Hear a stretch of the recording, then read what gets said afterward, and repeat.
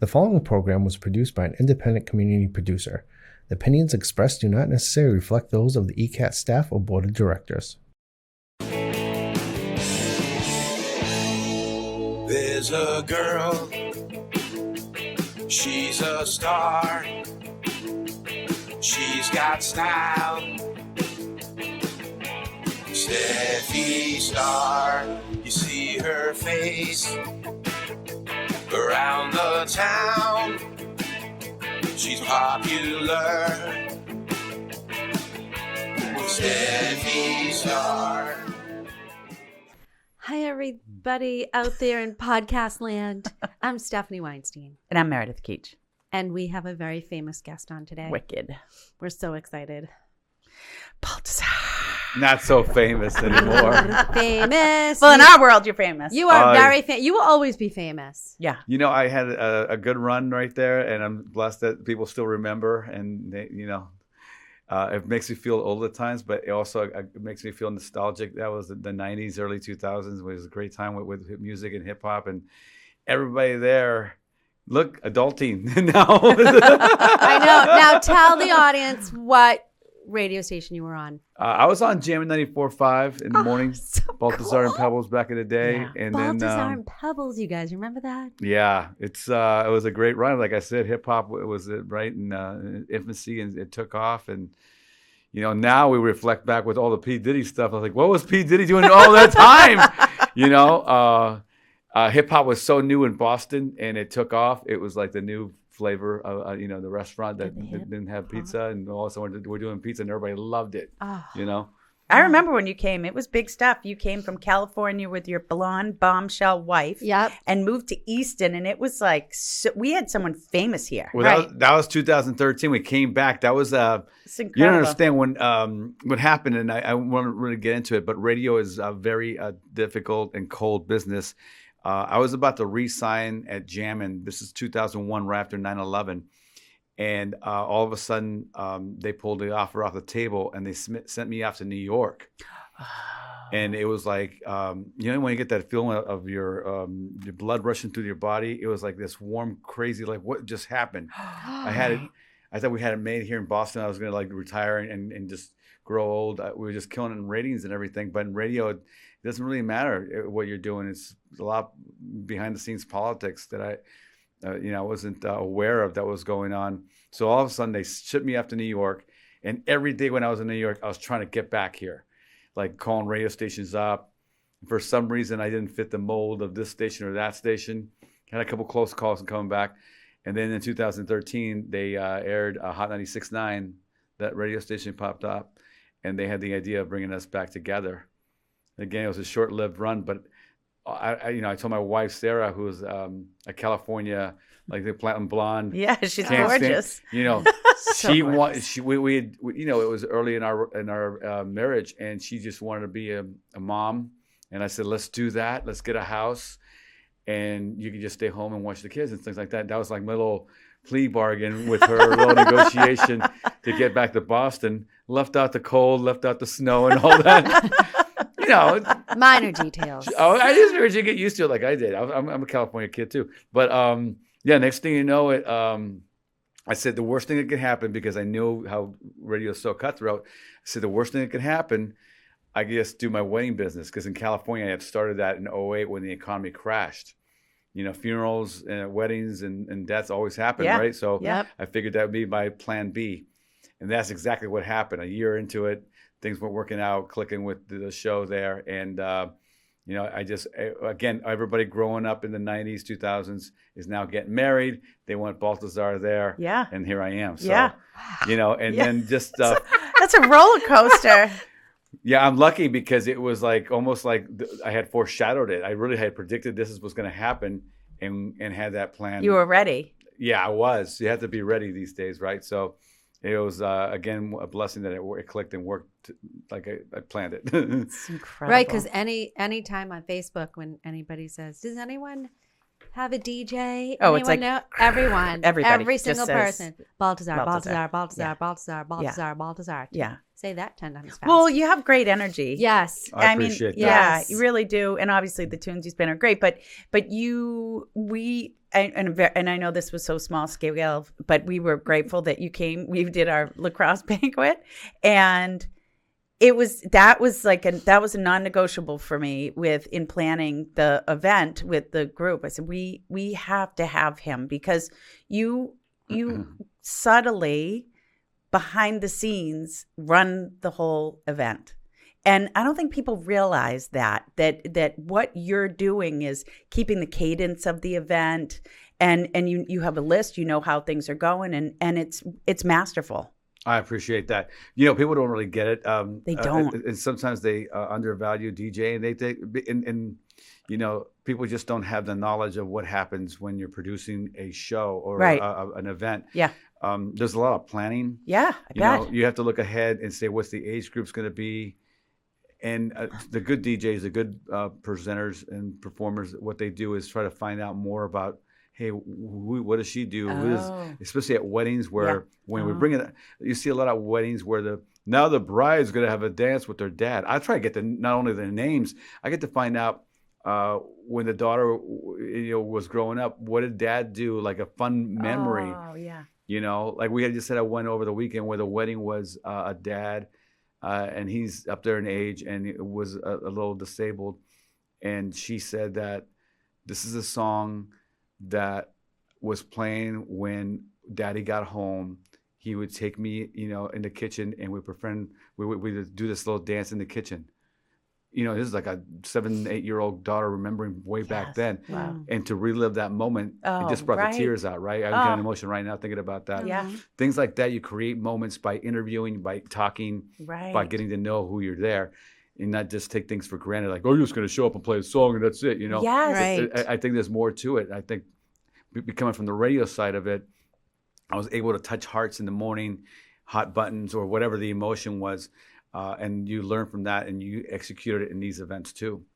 I mean, I'm speechless. It's true. This is it. I mean, this is the difference between having you and sometimes people say, "I'll just bring my phone and connect it to the speakers." And please, not at our event. Well, you want something special. Joke. You want something special. You want to value it or you don't. Right. Right. It's like everything in life. Do you want to get a top-notch refrigerator, or do you just want you just need a cooler today, or whatever it is, to make a comparison. But things like that. When it's a wedding, it's about not only like that day, but it's almost like from here to there. This dad's been thinking about this dance, this walking her down the aisle, those things, all those things that people don't realize. Yes. This is another chapter in their life. Well, that's why you're a standout. Yeah. Because you care. Yeah. I'm a romanticist. I really love watching the Hallmark movies and things like that because I think touching the heart is so important. And I think we're able to do it with weddings and events. Yep. I love that. And look at that. That's your industry. Yeah. Right. Yeah, it is. It's the biggest day of your life. And it's, again, to not take it for granted and add these little touches, it goes a long way. Yeah. People, memorable moments. Always will remember when dad did this at the day, when they cry, they'll always remember crying, right? Or laughing or whatever. Right. So, yeah. Do people give you a do not play list? Yeah, I really ask for it ahead of time because you don't know, we're just interviewing. I get to sit down with the bride and groom or whoever the client is like a month before, 2 weeks, 3 weeks before.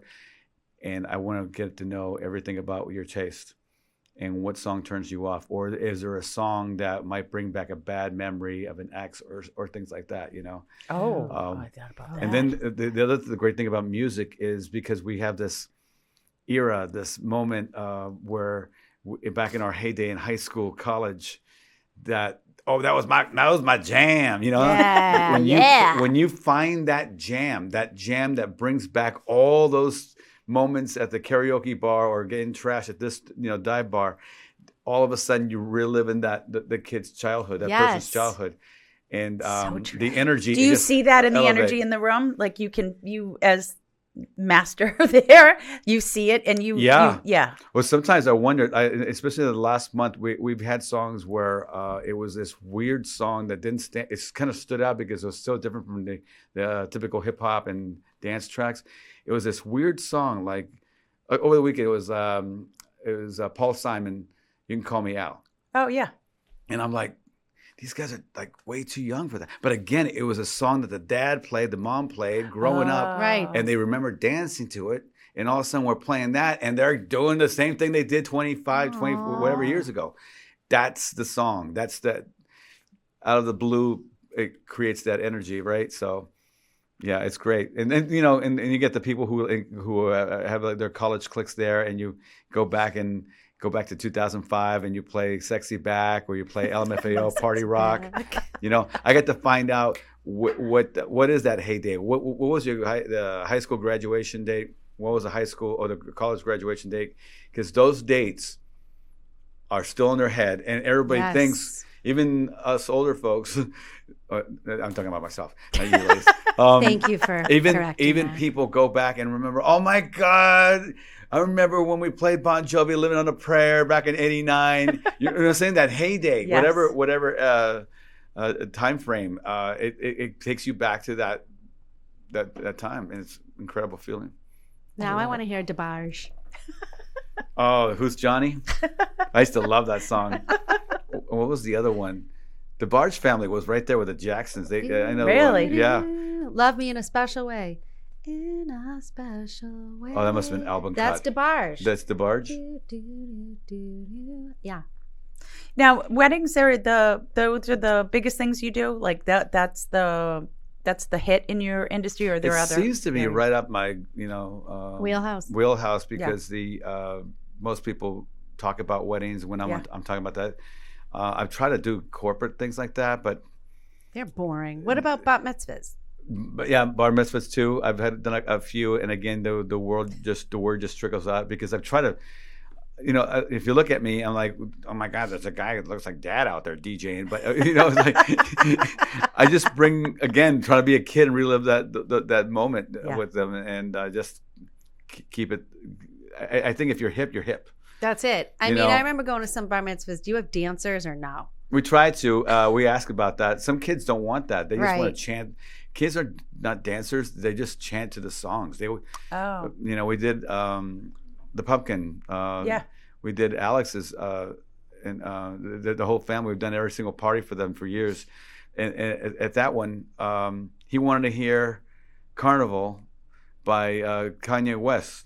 Not once, not twice, like 20 million times. Stop it! Like, keep on playing it. Play it again. What? Play it again. Play it again. You know, or the other song right now that's pretty hot is "Fiend." I just did the middle school party there. Oh, yeah. And I was like, well, it seems like they love Fiend. So I would just start the hook of Fiend in between the records, you know, in between the other songs. And people go, Fiend, you know, it's... There is a hysterical video from there with a blow-up dinosaur dancing. The blow-up dinosaur is always a hit. It's always the best. Yeah. It really Short is. Short arms dancing. Yeah, it's going to be... Jumping up and down. It draws you in. And it does. Believe me, I thought about that costume because that day I went looking for... It was going to be a Halloween-themed celebration for the middle school. And I went Spirit store and I saw it and I was like $60. And you couldn't do it. You couldn't do it. Yeah, well, I had seen other DJs wear the like X outfits and I was like, that looks a little. I like the X one for the DJ though. Because my daughter goes there and I'm like, she probably doesn't want to let the other kids know that Daddy's the DJ. It could be good or really bad. So I was like, let's be a mystery man. I thought the mystery man X was good. It was appropriate. Yeah, we're not gonna get housed egged this year. So. You didn't play my song. It's a big draw, that event. I mean, it really is. A lot of kids go. Those kids are like, you know, blast. they get like this, I get out of the house kind of, you know, the permit, and they're out there just up and down. Yep.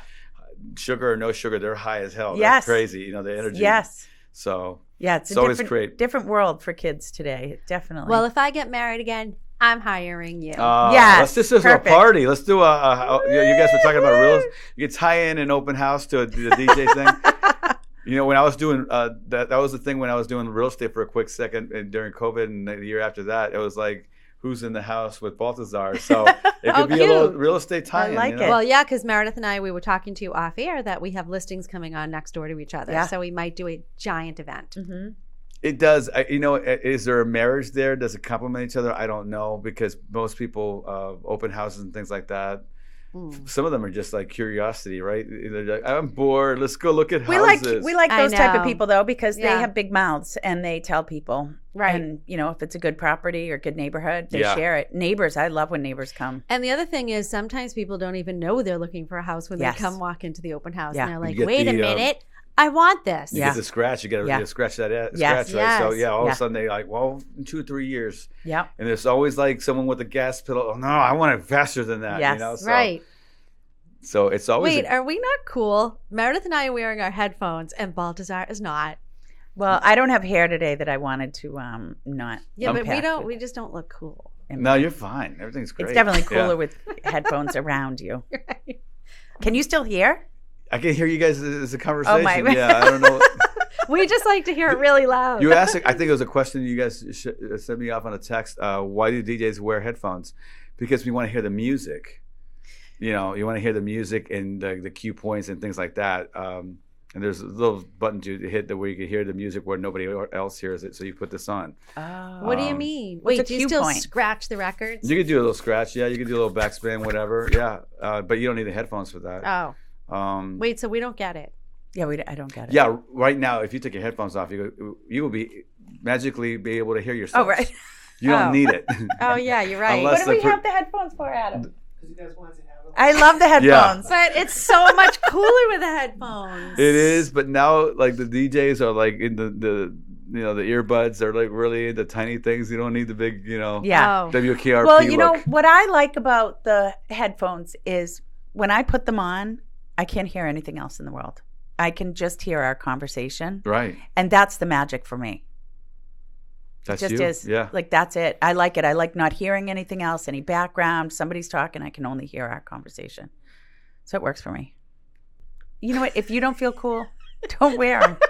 I don't know why I'm laughing. They're cozy, especially today. It's kind of cold. love it. So yeah, that's right. okay. It keeps I your know ears that nice and ear warm. muffins. The cold finally hit. Yeah. Right, it did. It's not that cold though. Come on. Comparatively, it was 80 last week, and Yeah. it was 29 last night. It's a big drop, 50 degrees. Was it really? Oh, I don't know. I sleep hot. Baltazar, you're all tanned up. Did I you know. just go away? Do you go tanning? Because I do. I golf. Oh, yeah. So the sun's Tony out wants there. to golf with you. Yeah, let's play some Yeah. golf. I love golf. That's my addiction and my passion. So I'm out there all the time, and I got the worst farmer's tan. I was a golfer tan, whatever. Does Brady golf with you? He's not really athletic. Brady No. is frustrating. Yeah. We got to even when he's out there, it's like, come on, have fun. Did you have fun? Are you having fun? Are you having fun now? Hit the ball. He's a video monster. My older son, I have an older son, and he's like 23, 24, and he likes playing golf. But it's such a difficult, it's a frustrating sport. Even when you're playing well, you still want to get to the next level, and you're frustrated, and you miss putts and all these things. But it's a great sport. It really is like it's almost like life. I always say it's not how you start. The first hole could be a disaster. It's how you finish, and one shot at a time. So day to day, it's good comparison to life. It is. When Meredith and I play once every 2 years, we're like, we love golf. We forget we really how much need we to love it. do this more often. I know. Yeah.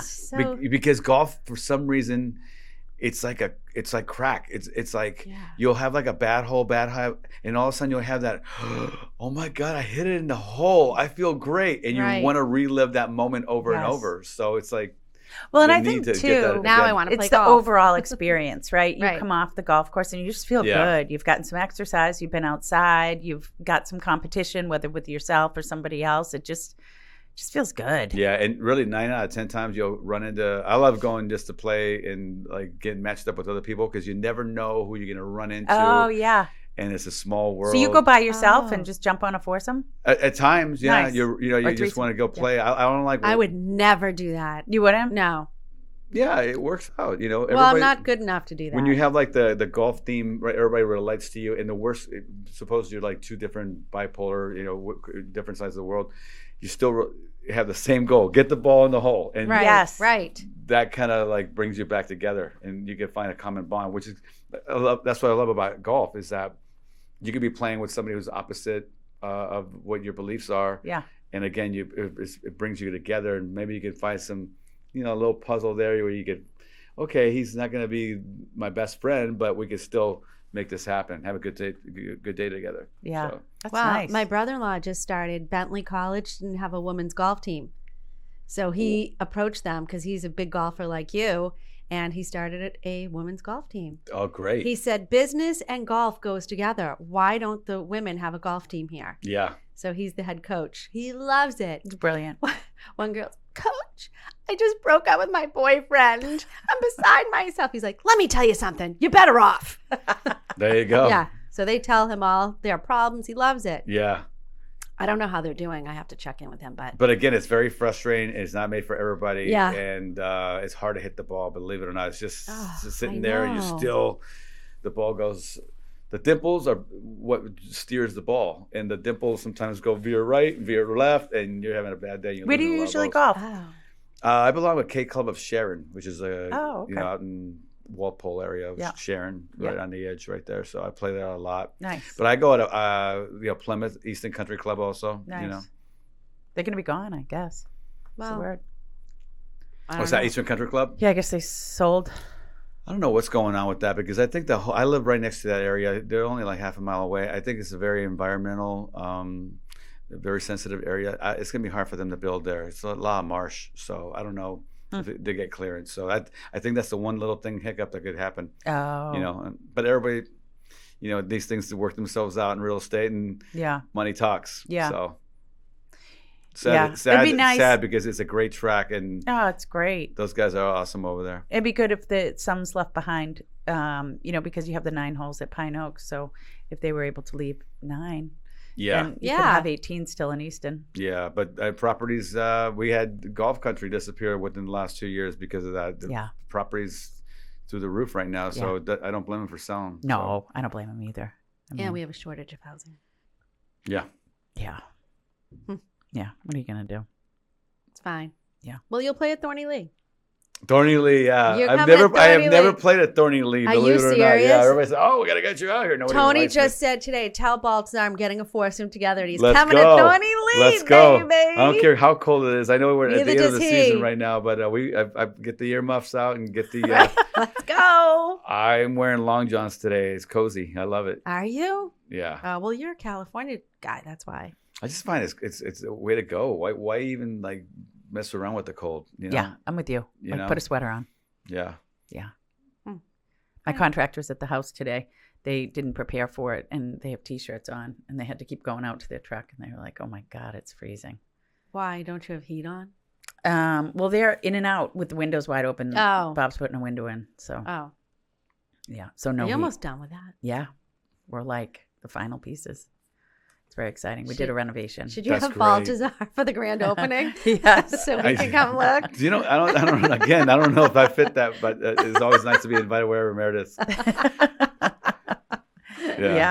Yeah, with the Easton Country Club. I mean, I guess people probably have, that's one of the venues in town, right? That's now gone, which is going to be sad. Right. Yeah, they stopped doing events overall like a couple of years ago, and I don't know why. I think it's a great, very scenic and very pretty. I think the party planner left. She retired, and then they decided, not to. They must have had this in their vision because Mark had said to me that they weren't hiring a new event planner, so they were only doing small scale stuff. Like we had the banquet and no more weddings. Yeah, it's a great room though. It's really pretty. It's really bright and one of my favorites to be in. So yeah, we'll see what happens. These venues are tough. I mean, we saw during COVID what happens in the industry for weddings is very, it's very competitive, and people are very fickle. It's like, are you the flavor of the month? This is a cool place to go to. Everybody's into that, keeping up with the Joneses. Right. So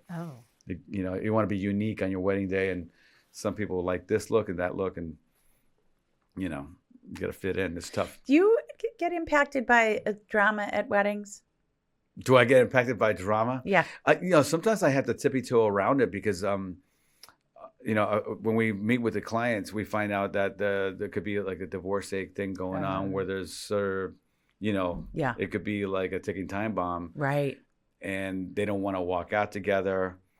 Only a handful of times have I had that in firsthand experience, like tension, But overall, I had to man up and say, hey, listen, you're gonna ruin your kid's wedding, or let's grow up a little bit here. Let's just get through this real quick. Or you put them in the corner and just don't. We don't have to do it without you. With you. So yeah. But only a handful of times. And, other people ask me, what's the craziest thing you've seen at weddings? I've only heard about these incidents, where the keep the groom away from this part of the building because, the bridesmaid's hooking up with them and the bride doesn't know about it. Weird things like that happen. Really? What? You just never know. What is going on out there? I'm sure that people watching and listening, they on their wedding day, they probably had doubts, or there was, the groom reluctantly got married because he's got someone on the side, or they weren't in love. And it's too late to, when I was on radio, we heard all these stories because people needed to talk about it. What do I do? The cold feet. Really? People were calling in and talking. Oh, radio is a great, and now that Facebook's out there and the Reels and, IG and all that, TikTok, we don't get that anymore in radio. They don't get it because everybody's got their own little show, right? Like this was a show, right?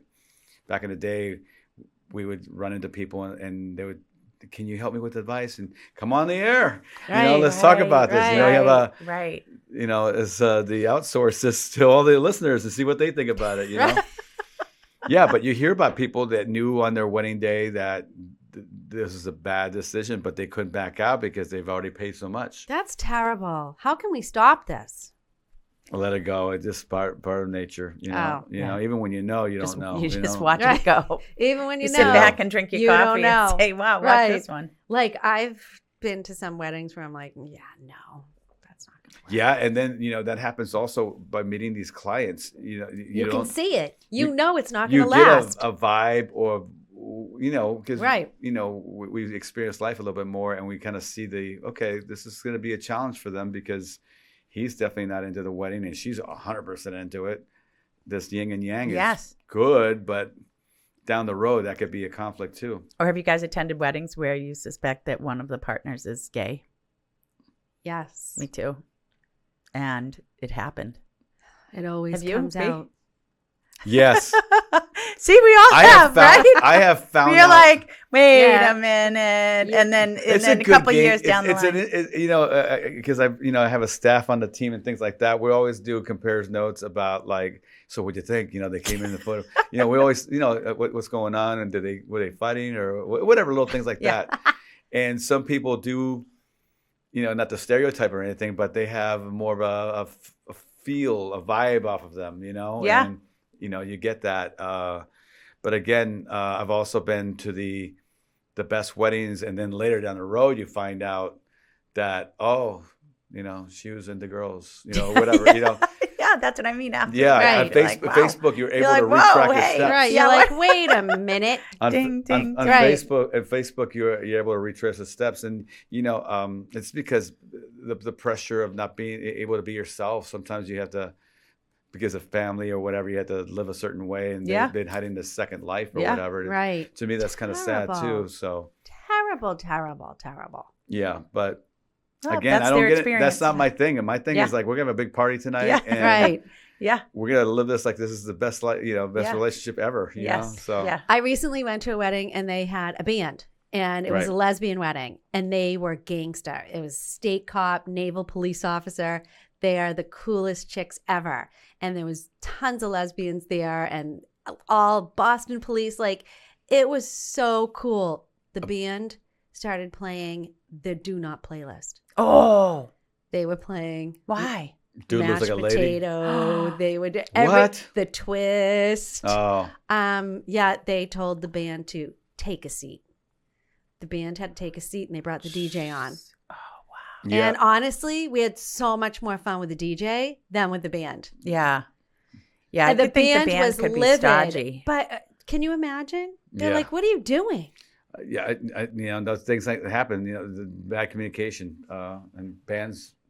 I've seen it like really in big venues where they kill. It's incredible, the energy from being live. Yep. But they're also kind of like in a niche. They have their 20, 30 songs they play, and where a DJ can just go online and pop this on. Right. Yeah. And do a lot more sampling. Yep. Yep. That's one thing we notice about weddings now is that you have to read the crowd, and you have the older folks who are like, they want to hear the whole staying alive. They want to hear that.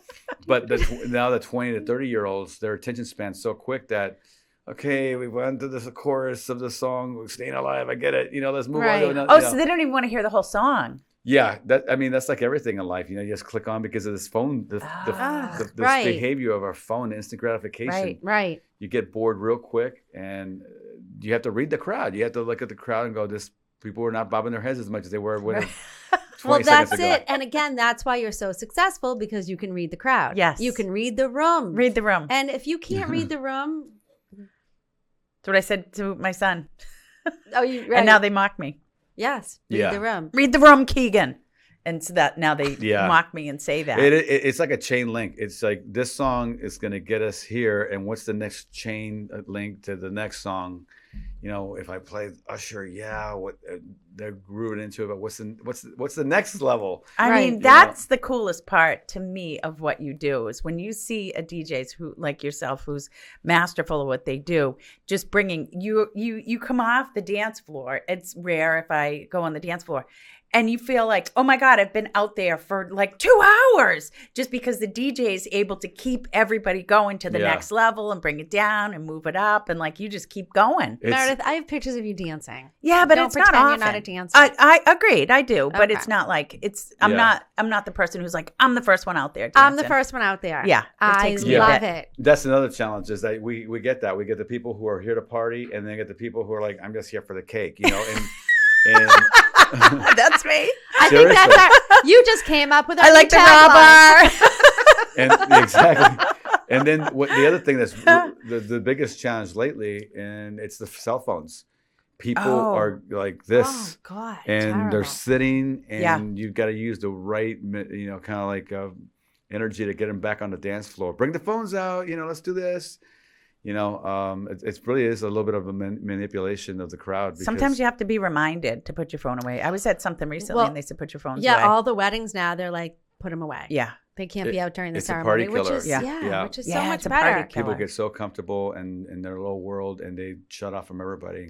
And I have to say, if my phone's near me and I'm not like, I'm the first one to be addicted to it, there's like a pause in conversation and you want to go to your phone. Right? I want to pick it up right now. Yeah, it's really bad. Yeah, it's tough. But you guys are handling it real well. No one's going through withdrawals here. Steph usually does. Her dad usually calls in the middle. On cue, the phone is ringing. Does it really? No, sir. Anyone good? No, looks like it's spam. Now, Baltazar, how do you stay in such good shape? Yeah. I'm good in shape. It's a struggle. What do you do? What's your routine? He has a beautiful wife. That's my routine. Yeah, that's it. He's going to keep up with Sarah. So I have to get myself a beautiful wife? A blonde bombshell from California. Yeah. I mean, she really is. She's gorgeous. No, she actually is a critic of my, I love Cheetos. And she goes, what are you doing? No, I mean, she's a health freak and everything like that. But I was very reluctant to get into the health thing. I was doing keto for a few years. I remember, because I remember you were posting your stuff. I was like, I love today? Keto. I love keto, and I think I recommend it for people who have to lose a quick weight in a short period of time. Yeah. But you can't sustain it. Yeah, you can't sustain it. And keto, what it is the carbs. When you stop eating carbs, it's basically you're just giving up on water, because carbs are water. Mm-hmm. So you're going to see a great difference in weight loss and feel great. But the moment you start eating carbs again or whatever, it's going to come right back in. So now what? So we went, this happened like 2 years ago, a year and a half. We went to Costa Rica on vacation, and there was no TV. I'm a big TV holic, and there's no TV. All I had was my phone. And every single reels was the biggest belly fat burner is walking. Get on a walking campaign. That was the... That was it. That was nobody knew about this little secret. It's called walking. Walking? Yeah. Wow. So I'm like, okay, I'm gonna test this out. And I started doing 10,000 steps, and started seeing things that my body had never done before. Just like shrinking. I was like a fat burning machine. Walking. You walk, Steph? Yeah. Well, I did before the plantar fasciitis, hoping to get back to it soon. That's tough. Yeah. I'm going through it now. Yeah, that's really tough. And I struggle right now because I started doing walking, and you get on the incline during wintertime, you get more of a gym incline thing. And I have the worst hip right now and sciatica because I'm walking. So here you're doing all the right things, and you get your body goes, so what the hell are you going to do? Do you I get a new walk hip? through it. I walk through it. Will you get a new hip? No, I don't think that. No, it's not. It's sciatica. It's like a nerve thing. Oh, yeah, the nerve thing. Yeah. So it's about stretching and things like that. Oh, so. wait. What about if you go to those stretching labs? I did it, but they it's expensive, and you have to do it over and over and over. So I just, in this day and age of reels and TikToks, someone's got a workout or a stretch that you can do just by watching it and mimicking it. So that's what I do. Do you use the foam roller?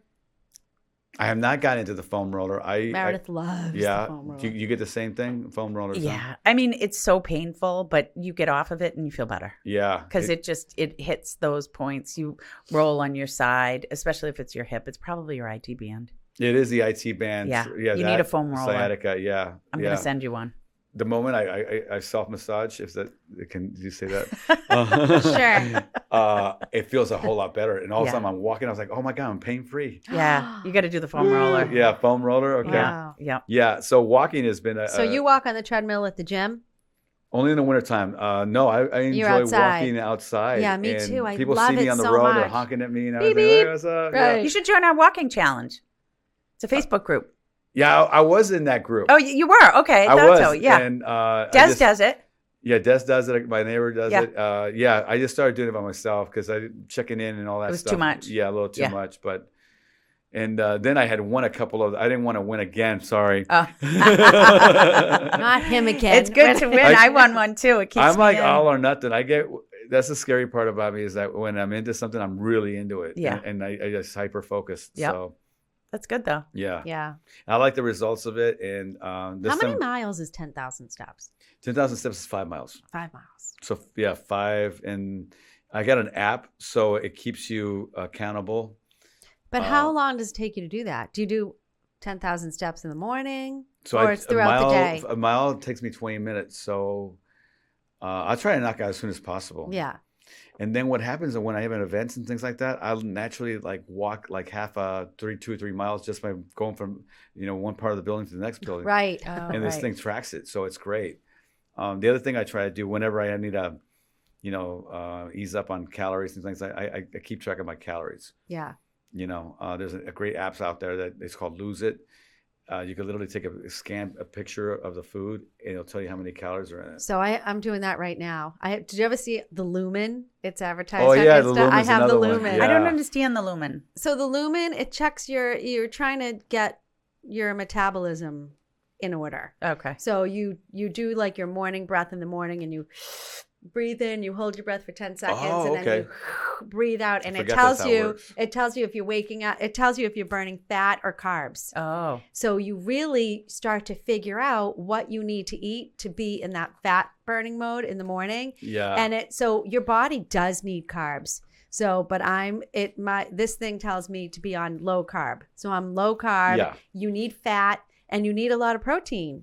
So I'm figuring it out very slowly. Good. You look great. And I don't, but that's so sweet. And I'm trying, but I take a picture, of the food, and it tells me. So I have everything planned out. The problem is, I go out at night, and I have a drink. Yeah. Yeah. And that weekend's your everything's like. But I usually have 2, but I'm down to 1. You're getting there. I'm down to 1. It's hard to break habits that we've had for years. The one thing I did learn about walking, and Lumen keeps track of what you're burning, carbs or fat. When you run, people are like, oh, I'm going to go jogging. That's more of a carb burn, where walking is handling the fat burn. Okay, thank you for saying that, because I also have one of those machines that you stand on that vibrates. Okay. Because I can't walk right now, so I got the vibrating plate. So you stand on, it has 3 modes. So there's walk, and then there's jog, and then there's run. And I've been putting it on run, but I think I'm going to put it on walk. Yeah, walking's, again. I'm going to put it on walk.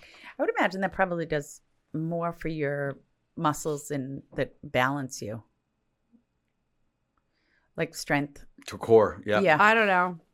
Do you know what I'm saying? Yeah. I think, of course, another thing you could do, like get those bigger muscles involved, and the more muscles you have, the more you burn. So Right. that's always a challenge for me because I've never been a gym rat, and I always hurt myself, doing things like that. But I think it's that's part of the game plan this year and the off season and wintertime to do. I weight train, and it's the best. Yeah. Just makes me feel better. Yeah, I think so. I think it releases that stress. 2 to 3 times a week, nothing crazy. I go to a class that has a trainer, real specific. So I had an injury earlier this year, and they tell me what to do. I show up. All I have to do is show up. That's it. I just have to get there. That's it. And then they tell me what to do. Get out of bed, put my clothes on, drive there, and get there. And then that's it. There's like no effort beyond that. Yes, I hate you just doing got to get there. Right. Yeah. You just got to get there. I know. I have a gym walking so distance. I'll have to go check it out. I found the game changer for me at this point in my life. I started there 4 years ago. Was the trainer. That was it. That was the game changer for me because they know what they're doing. They're studied in this, and it depends on what trainer and what your focus is. For me, it was just lifestyle. Yesterday, I was pretty psyched. I had to put some things up in the attic, and usually I ask my husband to help, and he's like, I'm busy, and then it sits around for a couple of days, and I was like, you know what? I'm just going to put these up over the attic myself. And because of going to the gym, I did it myself. Big, heavy bins up over my head, put them up there, and it was done. That's lifestyle for me. You know what I mean? Yeah. You get longevity. If I don't have to depend on someone. I'm not, He-Man, whatever, but I don't want to just have to depend on someone to just do something simple like that. It's more rewarding when you do it yourself. Yes. Right? I was like, I need it done now, and I don't have to worry about it. And you do stretching, and in this class, they call it the adult class. So it's all people our age, and it's great. Did in you our see 20s, right? Right, in the 20s. 20s. Yeah. Did you see the Blue Zone special? Did you see that? No, I have And not. it's like the incredible. people, so the healthiest people are the people that live in this village that's like all hills. Yeah. And all day they're walking up and down hills. Yeah, wow. Right? And so they're like the healthiest people because, to your point, the walking. Yeah. It's Walk crazy. But there too, people. the big thing that the Blue Zone said was community. All of these people have a community. They have a people that they're around. They're not isolated. I got to watch that. Yeah, it's pretty Oh, fascinating. you'll love it. Yeah. Healthy foods. Okay. Did you watch on Netflix, is it My Sweet Bobby, about the catfish? I haven't watched this yet. Can you guys please watch it? Oh, my goodness. I need to This talk sounds about good. it. It's so good. I cannot believe it. I can't They get got past catfished? it. Yes, and it's this intelligent, beautiful Indian woman, and she was on the radio. She had her own radio show, and she got catfished. Sure. You are not going to believe What was it. the one I with gotta the see it now. stalker? Is it like that? Tinder swindler? No, it was this woman who stalked this guy Oh, Don't F with last cats. year. It wasn't cats. Don't F with cats is incredible. don't really? What is it called? Don't F with cats. Really? I need to write these down. Yeah, it is incredible. Netflix? Yeah. Oh, I'm just Yeah. wrapping up a series I've been watching for a long time. Oh, well, tonight's the finale of The Golden Bachelor. Oh, maybe I'll watch I keep track of those things. Who do you think? Who do you think she's going to pick? I have Chalk? not watched. Oh, you haven't? No, oh, I she's only down see to two. Yeah. I really loved Pasquale. Pasquale, well, he owned his own hair salon. But this commercial's on this show, right? And I loved him. Well, no, do you have Hulu? I can't do commercials. If you watch it the next day on Hulu, you don't have to do the commercial. I get scammed by all of these because I go and watch a show and then I forget about it and they don't remind me. You just record it, and then you can DVR fast it. forward through the commercials. Yeah. I don't. The thing have about that. these bachelors and bachelorettes, it seems like a month or two later, it wasn't. I know. I got conned. Yeah. Right. I got I emotionally know. involved for no reason. It's so true. I know I cried for you. Are you Right. guys going to watch the fight on Friday night? I had the night off, ironically. You So gonna watch yeah, it? I was going to watch it. Yeah. I'm going to watch it. How do you get it? It's just on Netflix, It's on 8 Netflix. o'clock. Oh, that's it? Yeah. You don't have to buy it? Live No. event. Live event. Yeah. Yep. Yeah. Ooh. Yeah. And it's 8 o'clock. It's not like most fights. I would love to Right. watch MMA, but they're on at like 10 o'clock at night. And I'm going to bed at that Would you point. really love to watch MMA? I would. I don't know. I find it fascinating. Yeah, and Paul needs to be punched. I know if you But keep you know track of what? what he's. So my son, we were talking about it because I was like, guys, we got to have a family event. We got to have a watch party. We got to have people over. Yeah. Like, this is a big deal. And so I was talking to my son about it, and he said, well, Tyson's going to lose. And I was like, what? He's one of the greatest fighters in history. And he's a savage. What are you talking about? He's like, well, he's old. And I was like, How old? we are watching this. Yeah, He's 58. No. Ageism. Right? He's 50. Ageism. He's 58. Yeah, but if you watch him train, holy cow. He's no joke. He gets a piece of him, and it's going to be I'm sure. Yeah. ball game. But I don't know. Somebody said to me today, it's all staged. Is it? Is it? Are these? I don't know. Are these I don't staged? know. Adam? It's not staged, but there is clause in the contract that if the match goes farther, Tyson gets more money. Oh. So now it's leading to like how long can he last? Like he won't lose, but can he his stamina handle going extra rounds? Where's Peter McNeely when you need him? Well, Tyson, Peter Tyson can go in and just be like, screw the money, and just go and hit him, be like, like whatever. Oh. I got more money already, so yeah. Maybe I wonder if he has any money left, Tyson. I'm sure. Yeah. Endorsements. Oh, Yeah. endorsements. Yeah. Remember he was married to Robin Givens for a short second? Oh, I remember that Barbara Walters interview. Yeah. He Oh, punches right? me. Remember that? What'd she- And Mike Tyson was like, I don't know what he was on. What'd she say? He pinches me? No, he punches me. Oh, he punches me? Yeah, on national TV. She said that? Yeah. He's a very violent person, and he's sitting right next to her. Yeah, you got to watch that. It's probably on some YouTube somewhere. And What did Barbara say? Mike, do you do this? You know what? She's very difficult. Yeah, he's a lunatic. It's clear. The last one I listened to him on Rogan was, you could see there was just a switch that got flipped. Yeah, he's got in there, that and you're switch, like, whoa, you know? this guy's nuts. I miss Don King. He's still around. He Yeah. is? Oh yeah. Does he still have the same hairdo? Sure. That's his trademark, right? So great. So You know, great. I was listening to Rogan this morning, and he was saying that the Mexican fighters are the best in the world. It's when my dad, I was Mexican, and my Yeah. dad, we used to watch Saturday night fights. I was all from the LA Coliseum. They would have these Mexican fighters. And that's what got me into fighting and, watching it. And then, then of course, you like figure out who the hip ones are. And the big names are Tyson, that era. So, yeah, they are, but they've lost their, I don't know what's going Their on. rise. Mexico's a mess right now. Yeah. I'm just glad that Trump didn't really bring them up during the election. A whole new country. Go to them. Yes. Steph and I just came back from Mexico, and we were a little bit nervous. Cancun is not Mexico. Well, It isn't? You have to show a passport, sort of. I'm just joking about that. Of course, it's Mexico, but yeah, the funny thing about nobody really knows about. I was in Mexico till the age of 3. And my dad would work in the United States. This is back, way back. They had a work program that he was part of, and we had to wait like 3 years to get our green cards. Oh. Yeah, so this is old school. I don't know if they do this now, but we earned the green card. Yeah, it's amazing. Got in, and then when I was on Jammin', I'd always wanted to become a U.S. citizen, and the wait just to get a hearing to be interviewed for this potential test was forever. And we had a winner on the radio, and I said, "Hey, where do you work at?" Department of Naturalization and Immigration. And I was Stop it. So I took the test. I think I remember this. Yeah. I have the goosebumps. It was a crazy feeling that everything happened for a reason, and So the whole thing we're going with the border, it was. Thank God I didn't go through that. We were brought in legally, but my parents were so. Very religious, straight, by the straight and narrow. They were by the book. Yep. So we got our green cards. It was crazy. I had a green card picture of me being a baby when I was jamming at the airport. The guy goes, "Hey man," because we went to Jamaica for a trip or something with a radio station. "Hey man, this picture's not you." And I said, "Yo, it's me, man. It's young." Because you got to get this fixed. You're not going to be allowed back in. I was like, okay. So that scared me into getting U.S. Citizenship. So. Right. So you guys moved from right to California from Mexico?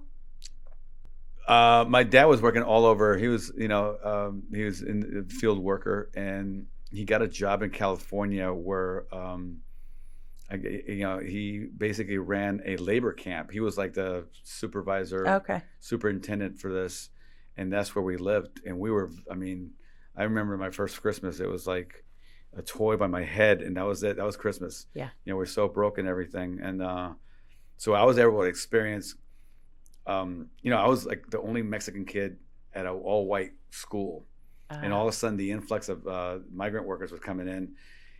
but for some reason, the kids thought I was Americanized and I wasn't Mexican. He goes, man, these Mexicans are everywhere. And I was like, hey, man, I'm Mexican. He goes, yeah, but you're not like them. And I was like, so I got to imagine being a kid and being heartbroken that your friend is sort of racist. Yeah. You know, I went through that, you know, and do I keep him as a friend? It was so difficult, you know, because people don't, and I have black friends who go through the same thing, you know, because you're cool or you don't fit the mold of that person of the whatever background, that you're cool. Yeah. So, I mean, but it hurts because that's when I don't get into politics, but when Trump, we used to hang out with Trump in New York when The Apprentice was on. He was always cool and everything. So when he attacked my country or my people, I was kind of hurt by that. But, you know, it's politics, right? So it is politics. Yeah. Yeah. So, you know, it's like anything else, right? Everybody gets hurt somewhere or another. I'm always fascinated hearing about people who move to other countries. It's just, I don't know, it's something I don't think I could ever do. And I'm just amazed by it. You speak a different language, you're from a completely different culture, and then you just move to someplace totally different. Yeah. It's fascinating. Well, I was able to do it when I was really young, so I was kind of like... Well, but for your mom and dad, right? Yeah. My dad ended up passing away when I was 14, and then it was my mom, and she didn't have English in her vocabulary. Yeah. We had to fill out all the forms. It's incredible. For my dad's Social Security and all that. We had to fill out, we did all the work for her. So, and then, you know how it is, Spanish speaking is everywhere in California. So she was able to watch her Spanish TV. Yep. And she never broke out of that mold. So to this day, she pretends she doesn't know English. Mom, and I'm like, stop it. You know, and I was so upset with her because my mom's, you know, went for U.S. citizenship test, and they gave it to her in Spanish. I say, Ma, that is like, I told her in Spanish, I was, that's cheating. You take it in English, that you're really a U.S. citizen. She didn't want to do it. Wow. No, they let her, again, people conform to that, you know? Right. Well, maybe for her it was losing some of her heritage and she didn't want to lose it. I don't know. It was I was very a stickler of just don't be lazy. You know, I see friends of mine who, I have a girlfriend who lived in California for 25 years. If you talk to her today or out there, you'd think she left Boston 15 minutes ago by the way she sounds. She never let go of her Boston accent. Really? Nope. Love not it. At all. They stand out. Yeah. Yeah.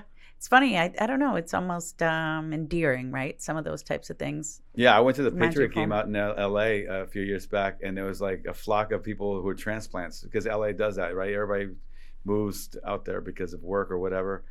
And I was like, oh my God, you know, I used to live in Revere. I remember you. Well, your dad still has a heavy accent. He does. And he came in, he was here probably around 20 years old. He came over with the Greek Navy.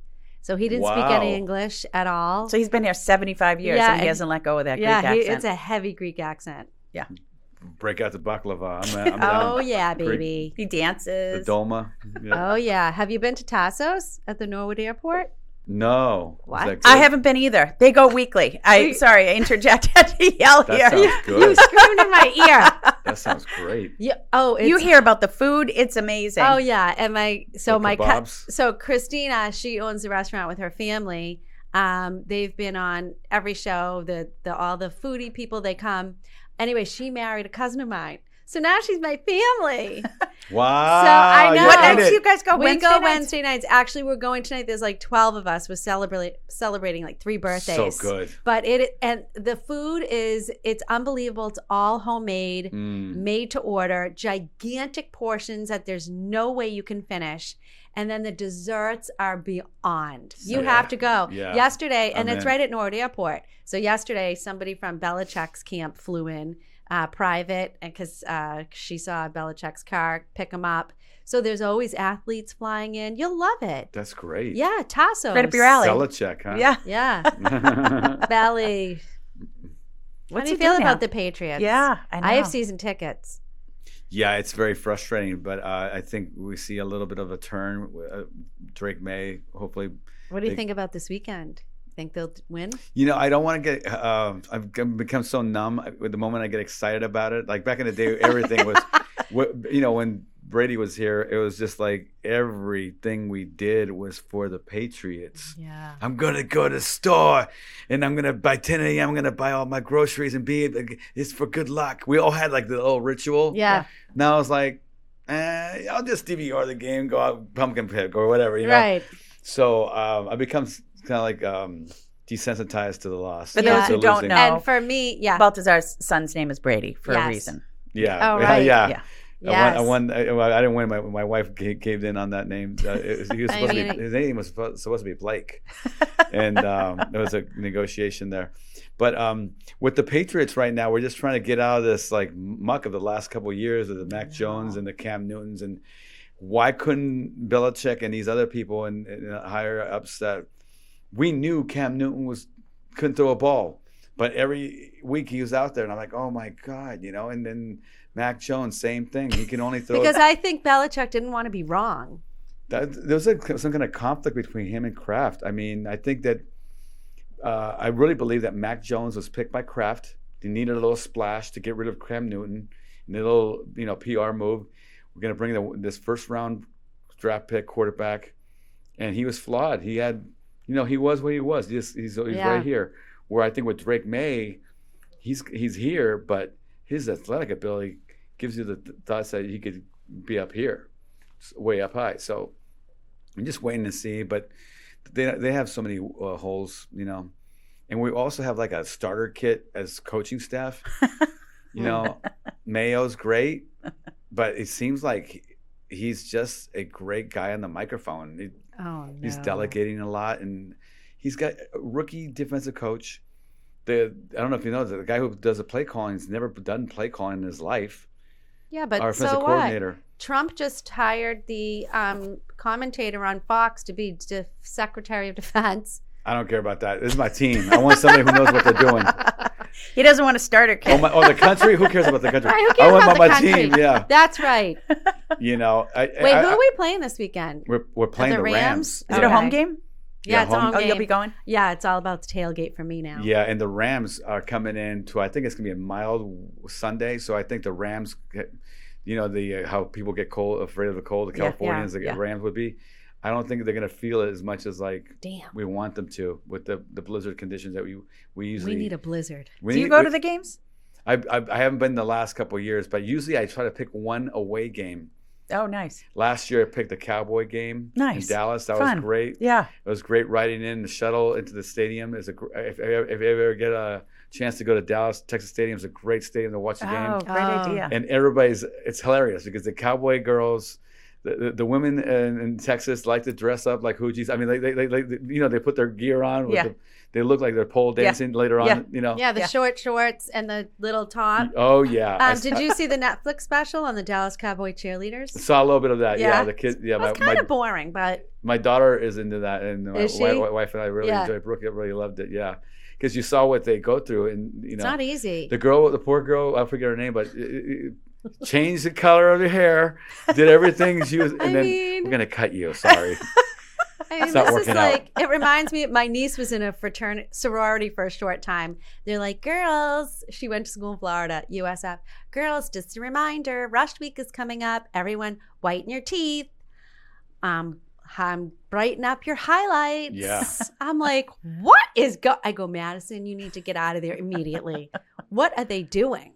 It was good that it revolved around Dolly Parton too, which was, a good story tell. So. Yeah, I really enjoyed that. But Dallas is unique. It's a great place to go visit for the game. I haven't been. I haven't spent time in Texas. I want to go to Phoenix, but the timing. I have events.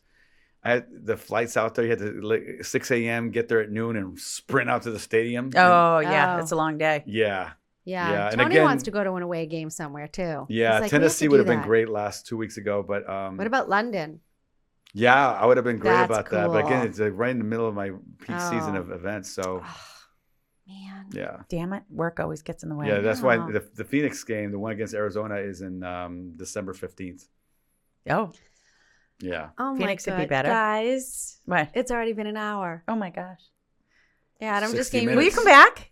Yeah, whenever you want. Okay. Yay. Yeah, we'll do that. It's good. I know my soundbite. I told Steph I'm going to start doing shorts. Oh, you do? I know. Yeah, I know which one you figured it out? Yeah. Cool. It's a good one to be. I love it. Thanks for coming on. My pleasure. Always a treat. Much. It's great talking to you. Same. All right, guys. Thanks for joining us. Ciao, ciao. Thanks, Adam.